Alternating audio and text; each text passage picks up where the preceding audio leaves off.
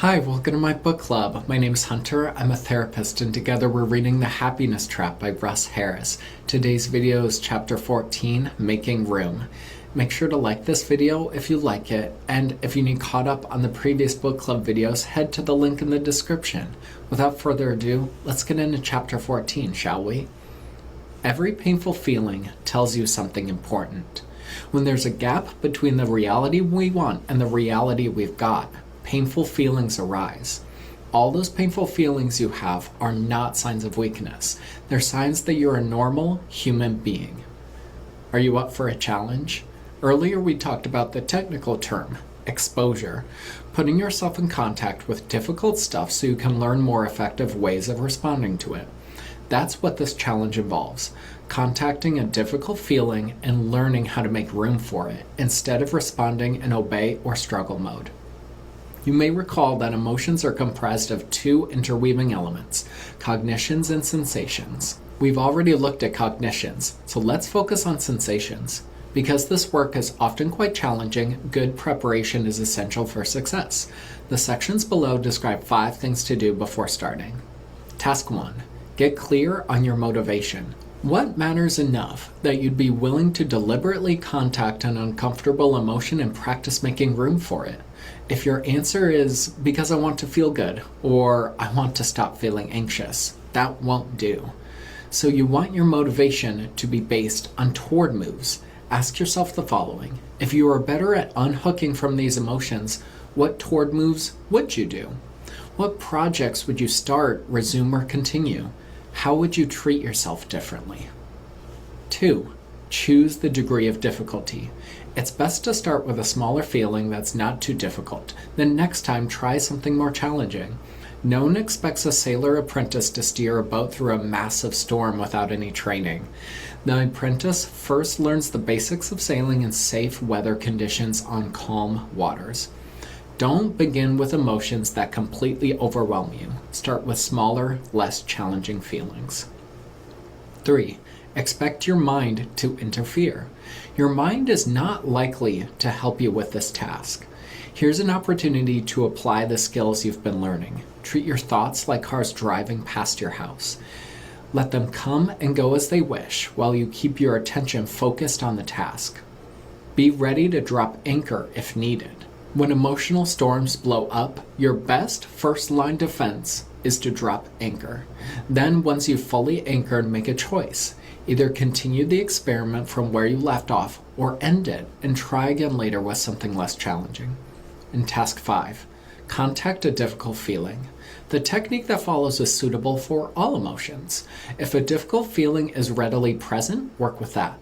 But if not, tap into one using any of the methods below, such as vividly recall a painful memory, bring to mind an unpleasant event that's looming in the near future, or dwell for a minute or so on a major current problem you're finding stressful. How to tame your emotions. Preparation done? Let's get started.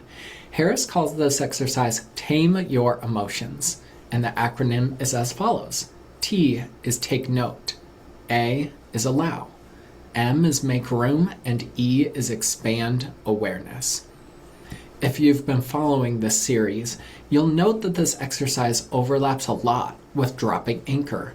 Take note and allow are like the acknowledge phase, and expand awareness combines both the connect and engage phases of dropping anchor. The main difference between these exercises is the make room component of tame. This is the part where we work hard on opening up to these feelings. Please read through all of the instructions at least once so you know what's involved. Then go back to the start and put them into practice. Harris says, please do take your time with this exercise. Don't rush. And if there's any part of you can't do or you don't understand, just skip it and move on to the next bit. There's no one element that's essential. T, take note. Part A, notice what you're doing. Tap into a sense of curiosity. Notice how you're sitting. Notice your feet on the floor, the position of your back. Notice what you're thinking and feeling and doing. Part B, notice your body. Now quickly scan your body from head to toe, or going toe to head, as I like to do. You'll want to notice the sensations you can feel on your head, your face, your neck, your chest, scanning through your arms, your hands, your pelvis, scanning through your thighs, your lower legs, and your feet. Notice how your body feels, and notice how these different parts of your body may feel differently than others. Go on to part C. Notice your feeling. Now zoom in on the part of your body where you're most intensely feeling this emotion. At any point, if your thoughts hook you and pull you out of the exercise, the moment you realize it's happened, acknowledge it, unhook, and refocus. Notice where the sensation starts and stops. Learn as much about it as you can. I want to jump in here super quick because what Harris is describing is the connection between emotions and different bodily sensations. We've talked about it before, but something like, a pit in the stomach for fear, or a flushed face for feeling angry is what he's talking about. Once you have that sensation, you'll want to observe it with curiosity. Notice the different elements within it, because it might not just be a pit in the stomach and a flushed face, it might be both. And notice all of the different layers to it. You'll want to name the feeling. Take a moment to name it. Silently say to yourself, I'm noticing a feeling of blank. If you don't know what to name it, you can name it pain, hurt, or discomfort. Next is allow. See if you can just allow this feeling to be there. You don't have to like it or want it, just allow it. Silently say to yourself something like, I don't like it or want this feeling, but I will allow it. You might feel a strong urge to fight with it or push the feeling away. If so, acknowledge the urge is there without acting on it and continue observing the sensation. It's time to make room. Breathe into it. And as you're noticing this feeling, breathe into it. Let your breath go out all the way, and a deep breath in as well. Harris says to expand around it, as if in some magical way all this space opens up inside of you. You open up to this feeling and make space for it. He says in parentheses, you're aiming to get a sense of opening up around the feeling instead of squeezing in on it. And as you continue to observe this feeling, see if there's anything underneath it. For example, if anger or numbness is on the surface, perhaps underneath it is fear, sadness, or shame.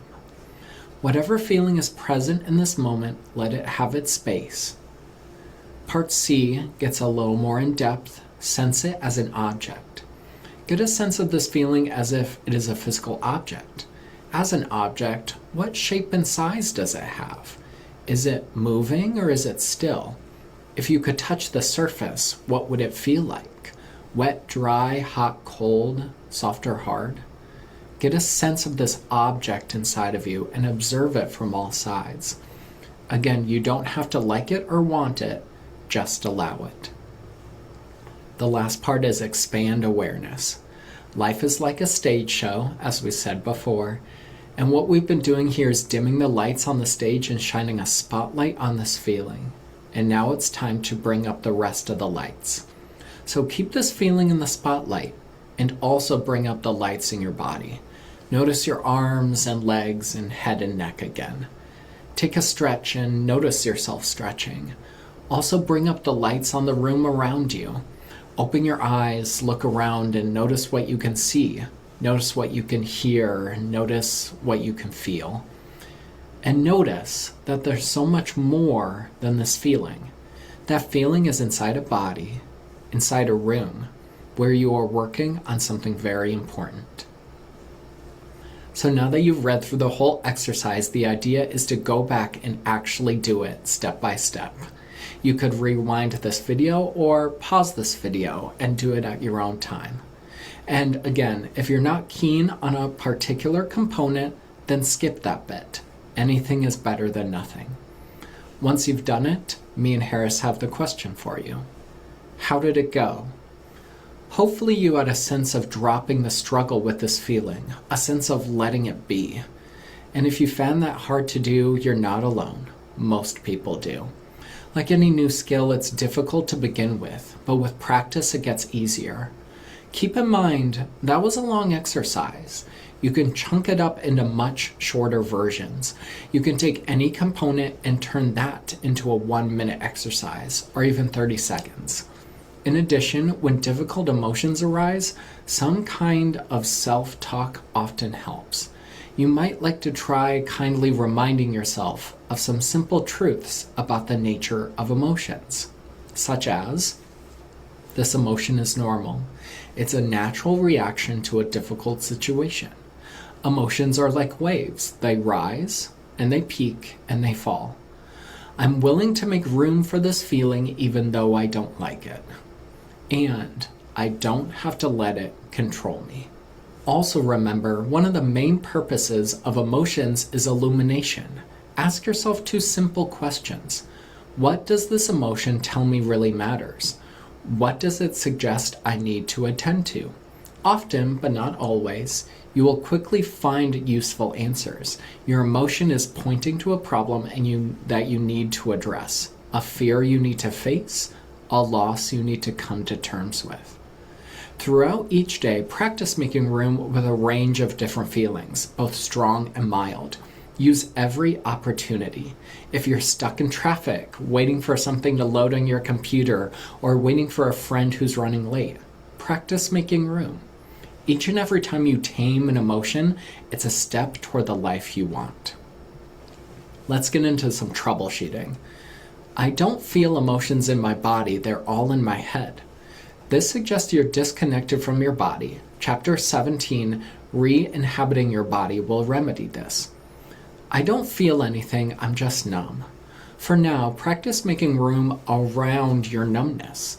Find the area that feels most numb and practice the tame exercise. Often as you do this, other feelings arise. I can feel my emotions, but I find it hard to know what they are. I can't name them.